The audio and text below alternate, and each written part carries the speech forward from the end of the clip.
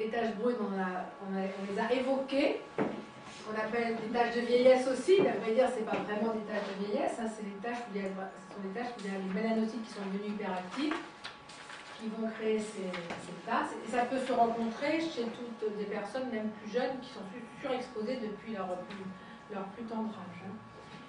Alors ça, bien évidemment, vous aurez toujours des taches brunes que sur les endroits que vous avez exposés, puisque c'est à cause d'une surexposition au soleil. Vous avez rarement de taches brunes sur les fesses, vous avez rarement de taches brunes, c'est vraiment sur les jambes, sur les mains, sur le décolleté et sur le visage.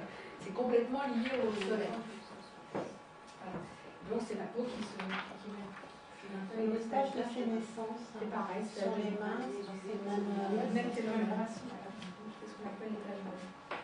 C'est le masque de grossesse dont tu parlais, Laure aussi, c'est aussi un problème de mélanocytes qui se sont, sous l'effet des hormones, exactement, se sont suractivés à ce moment-là et qui créent ce problème d'hyperpigmentation à cet endroit-là. Donc c'est de la bustrol qu'on peut utiliser aussi. C'est là et on va le voir. Hein. Les huiles essentielles, donc il y a le céleri, qui, elle, agit sur la dépigmentation, hein, c'est vraiment le côté, avec ce côté photosensibilisant.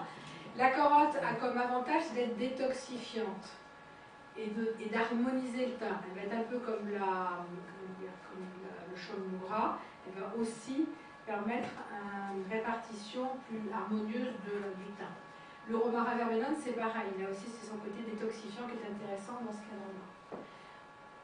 Donc voilà, vous avez ici la carotte, le céleri. Là, vous avez le rosier muscat, et là, vous avez la busserole. La busserole, c'est les petites oreilles d'ours qui sont là, et qui est macérée dans de l'huile de sésame. Et je vous répète, la busserole, ce qui nous intéresse c'est ce qu'on appelle l'arbutine. Et l'arbutine, c'est une molécule qui est un précurseur moléculaire de l'hydroquinone. L'hydroquinone, ça se fabrique synthétiquement, c'est ce qui est donné dans beaucoup de produits dépigmentants, particulièrement pour les peaux noires. Et qui fait souvent d'ailleurs des catastrophes à force d'être utilisé de façon trop importante. Là, on utilise un précurseur, c'est quelque chose de beaucoup plus doux, bien évidemment. Alors, ce qui m'a amusé aussi un jour, c'est que je regardais, il y avait une formule de chez Pukis, de Clarins, qui déclarait avoir pour justement les taches de vieillesse, trouvé quelque chose de révolutionnaire. Et donc j'avais été voir quand même la molécule révolutionnaire en l'occurrence, et c'était du résorcinol. Le résorcinol, c'est aussi anti-tache brune. Et le résorcinol, j'ai été voir un peu quels étaient chimiquement, comment ça se passait, etc. Et à un moment, je suis tombée sur le résorcinol qui est utilisé sur les crustacés en alimentaire. Parce que le problème des crustacés, quand on les sort de l'eau dans laquelle ils sont protégés de l'air, eh bien, ils vont s'oxyder.